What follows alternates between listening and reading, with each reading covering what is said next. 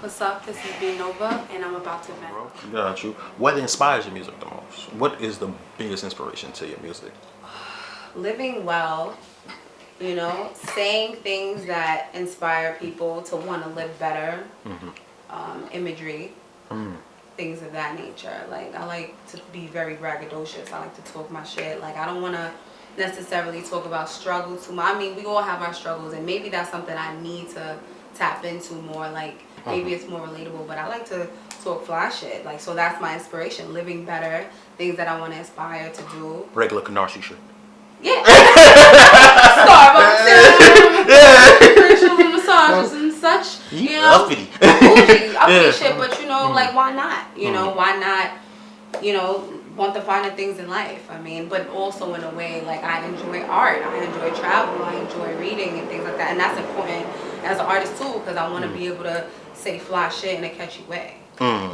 Okay then. So, I mean, what about you is, what to you is like art and being from Brooklyn? I mean, because when you're from Brooklyn, we from pissy elevators and, Yeah. we all, you from the late 2000s. I mean, the late 90s, early Yeah. 2000s, shit like that. We've been through that era.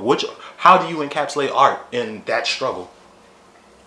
Man, because I feel like we struggled, but the thing about us Brooklyn people, like, we're resilient and like, we make it look good. Even if we were struggling, you know what I'm saying? We hustlers. We're super ambitious. Like, we have plenty of black-owned businesses, thriving and flourishing out here, So, when I think about that Brooklyn, I mean, aside from making a good cheese, I think of and Snyder Wings and things like that.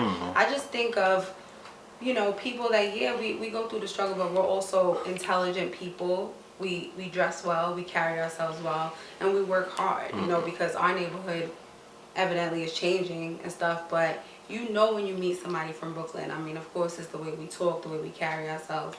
I feel prideful, when people, they'll be like, oh, you're from Brooklyn. Like, they just know, or like the way you carry yourself, because we carry ourselves in that way where we just know, like, real bold, but we know what we're talking about. I'm about to throw the So Brooklyn beat on and say this is her challenge. Oh, God. That was the perfect way to describe it. Yeah. Okay, then, I got you. So, what would be like a relatable Brooklyn struggle you've had? Like, I mean, for people that's not from Brooklyn, like a struggle that you've personally went through that another Brooklyn person would be like, oh yeah, we've been through that. I mean, just like, see, because there's Canarsie struggles. Only one train type One struggle. train, Yeah, struggle. But I mean, as far as the train and like just the getting around, it's just like, or being in your own neighborhood and it's just like nothing but unfamiliar faces, from Gentrification is a pretty struggle. much, it's definitely a struggle. So you be looking. What's the around. struggle with gentrification? For me personally, it's not that I wouldn't want people to come here, but it just seemed like they just came all together in an influx and just raised the prices, and like, now I can't live here, it's very expensive, we could have shared, but nah, like, they just came through and just, and just changed it up. Are white people annoying neighbors? I don't have white neighbors. No, no.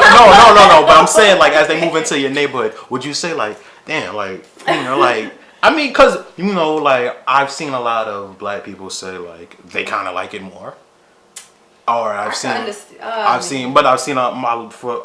lot of black people say, like, they like it less. I mean, I've had a white person walk past me talking about the fire hydrant. That was the last thing on my fucking mind. But the nigga was like, who did that? I'm like, what about the fuck? Like, the fire hydrant, my nigga? That's shit. You see the sprinklers in there? Them shit's barely spitting out water, nigga. That shit keeping us cool. Yeah, but it's shit like that. But, obviously people think, like, they might make nicer neighbors and things of that nature.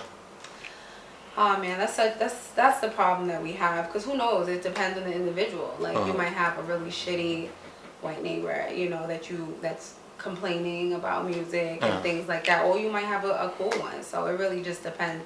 It's your comfortability, and you would have to see that, you know what I mean? So, because you could have some shitty black neighbors too. I've had some shitty I've had some terrible shitty ones. I've had some terrible tenants. It's like, really, so it really just depends on the individual. But to feel displaced out of your home, you know what I'm saying? And that's the biggest thing? Yeah, that's okay. So they come and they change it culturally. Oh yeah. That's the Oh, That's yeah. the thing where, and the prices, obviously, and shit of that nature. How bad is Canarsie going through gentrification? I don't want to talk about it because it's not, and I don't want anybody to come. No, Oh, it's really not because it's too far.